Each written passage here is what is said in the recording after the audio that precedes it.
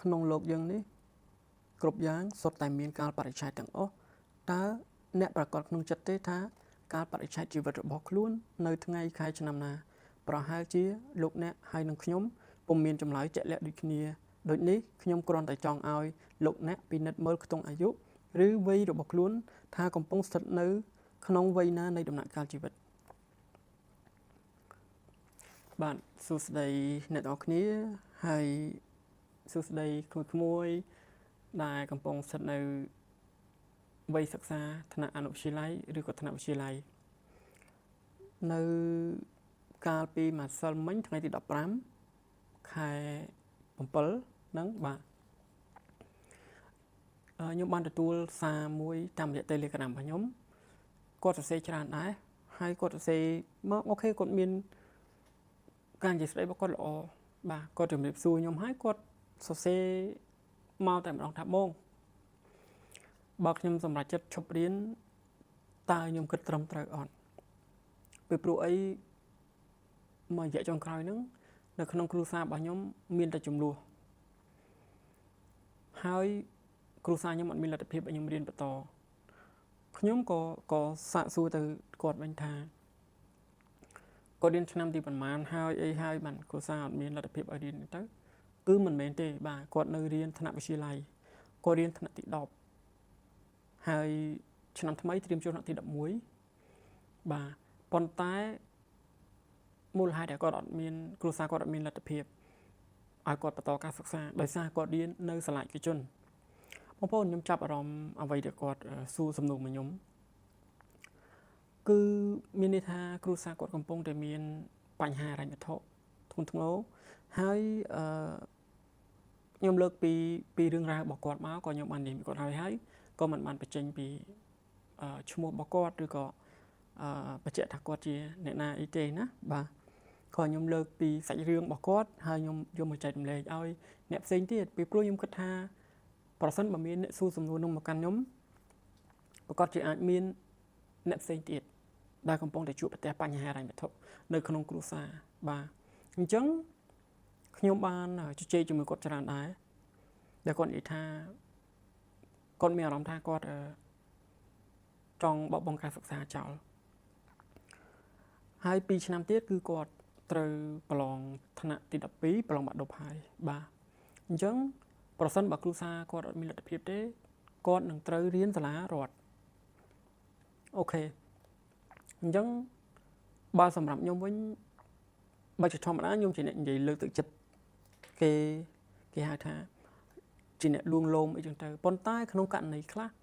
ដោយករណីរបស់ក្មួយចុះណាគាត់អាយុ15 16ឆ្នាំជាក្មួយខ្ញុំអាយុខ្ពស់ជាងគាត់ទៀតបាទជាវ័យដែលត្រូវជជែកគ្នាឲ្យយល់ជាងការលួងលោមហើយពីព្រោះអីគេហៅយើងនៅដំណាក់កាលជំទង់ហើយអញ្ចឹងក្នុងនាមពូ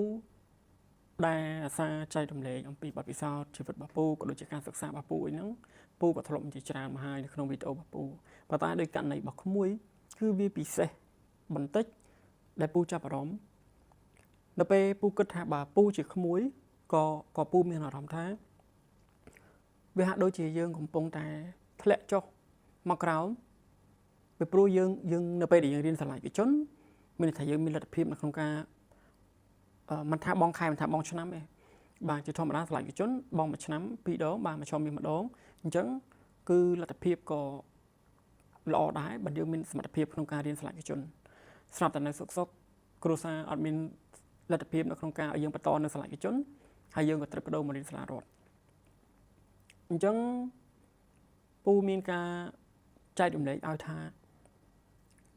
សូមឲ្យក្មួយត្រូវតែឆ្លងកាត់វាសួរតែឆ្លងកាត់វាយ៉ាងម៉េចក្មួយត្រូវតែឆ្លងកាត់អារម្មណ៍ខ្មាស់អៀនអានេះគឺពូសម័យរូបភាពថាពូគឺជាក្មួយតែពេលដែលនៅសុកឧទាហរណ៍ថាយើងមានម៉ូតូទំនើបជិះស្រាប់តែនៅសុកយើងអត់មានម៉ូតូទំនើបជិះយើងទៅសាលារៀនយើងជិះកង់កាចាស់វាអត់ខុសគ្នាវារបៀបបែបអញ្ចឹងពូចង់ឲ្យក្មួយប្រៀបធៀបថាវាគ្រាន់តែជាយានជំនិះដូចគ្នាអូខេម៉ូតូវាលឿនជាងកង់ប៉ុន្តែវាធ្វើដំណើរទៅមុខបានដូចគ្នាអញ្ចឹង តេតងឧទាហរណ៍ដូចសាលាឯកជនឬក៏សាលារដ្ឋណាតេតងមួយការអប់រំពូអាចនិយាយថាវាខុសគ្នាតែឈ្មោះថាសាលាឯកជនឬក៏សាលារដ្ឋទេណាអញ្ចឹងពូចង់ឲ្យក្មួយប្រឈមមុខចូលរៀនសាលារដ្ឋទៅបាទហើយប្រឈមមុខគ្រប់បែបយ៉ាងទាំងអស់នៅពេលដែលក្មួយលេងមានវត្តមាននៅសាលាឯកជនហ្នឹងប្រកាសជាមានមិត្តភ័ក្តិសួរនាំសម្លាញ់មិនដែរអត់ទៅសាលាអត់ទៅរៀន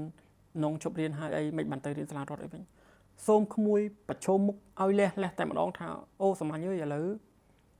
ក្រុមគ្រួសារគ្នាមានលទ្ធភាពឲ្យរៀនទេអញ្ចឹងគ្នាត្រូវរៀនសាលារដ្ឋវិញហើយមិនដែរសម្លាញ់ឯងសុខសប្បាយអត់អីអត់ក្មួយត្រូវវាជាពេលដែលក្មួយមិនមែនជាពេលដែលក្មួយត្រូវអៀនព្រៀនទៀតទេបាទវ័យនេះក្មួយត្រូវតែគេហៅថាដើរដោយខ្លួនឯងហើយក៏ជាវ័យមួយបើនិយាយពីមិត្តភាពវិញជាវ័យមួយដែលក្មួយត្រូវសិក្សាថានៅពេលដែលក្មួយធ្លាក់ខ្លួនបែបហ្នឹងណាតើអ្នកណាខ្លះដែលនៅរាប់អានក្មួយយើងនិយាយសាមញ្ញពេលនោះក្មួយនឹងដឹងថាអ្នកណាជាមិត្តពិតប្រាកដហើយអូខេណាថាពូលើកទឹកចិត្តក៏បានប៉ុន្តែគឺពូនិយាយច្បាស់ហើយក្មួយសូមកុំទៀមទាកុំចង់បានអ្នកមកទៅលួងលោមក្មួយថាអូពុកម៉ាក់អើយគួរឲ្យអាណិតណាស់មិនចឹងមិនម៉ាក់ប៉ាពុកម៉ាក់ឯងឈប់ឲ្យរៀនសាលាឯកជនអីចឹង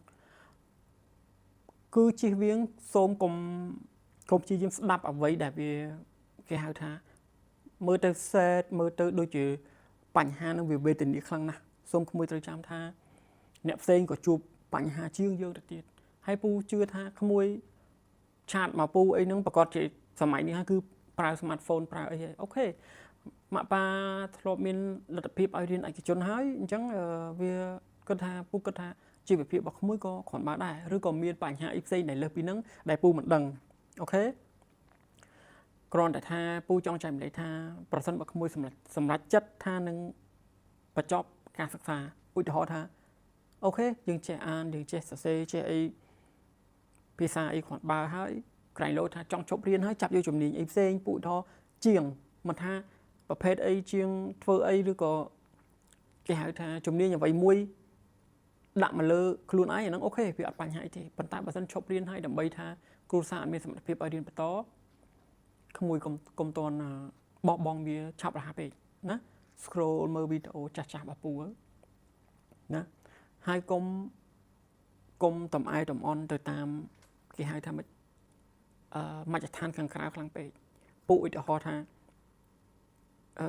ដោយពូឥឡូវនេះពូកំពុងប្រើទូរស័ព្ទ iPhone 11គេអាប់ដេតទៅដល់ណាទៅដល់ទៅធ្វើម៉េចបើសមត្ថភាពពូប្រើបានតែប៉ុណ្្នឹងណាសំខាន់វាអាចនៅឲ្យពូអាចធ្វើវីដេអូបានចែកម្លែកទៅក្នុង Facebook ឬក៏ TikTok ចឹងទៅណានិយាយពីអ្វីដែលជាចំណុចល្អ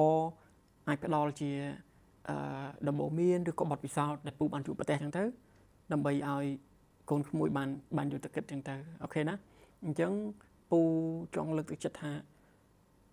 ប្រសិនបើរឿងរ៉ាវនឹងវាប៉ុណ្្នឹងទេឬក៏វានៅថាជាងនឹងទៀតកន្លងថាអ្នកផ្ទះកំពុងតែមានបញ្ហារ៉ាញ់វត្ថុធ្ងន់ធ្ងរមែនទែនក្មួយ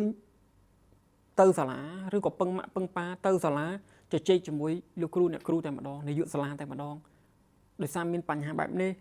បញ្ហាអ្វីឲ្យច្បាស់សូមជជែកជាមួយលោកគ្រូអ្នកគ្រូទៅពួកគាត់ជួយយើងបានណាកុំបោះបង់សាលារៀនណាកុំឈប់រៀន